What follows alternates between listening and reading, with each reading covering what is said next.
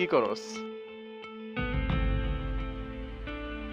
এই তো বন্ধু, তেমন কিছু না, হার্ড ডিস্ক খালি করতেছি।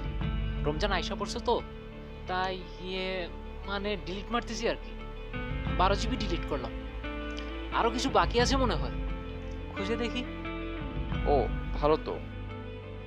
এই দোস্ত দেখ তো, এই ফোল্ডারে মনে হয় কিছু রাখছস। কি অদ্ভুত নাম ফোল্ডারের। ও হে, পাইছি, এইটাই লাস্ট ফোল্ডার।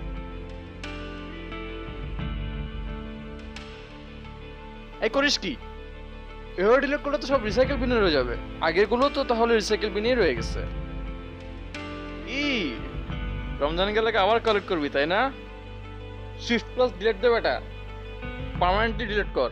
ওকে ওকে ওকে দোস্ত।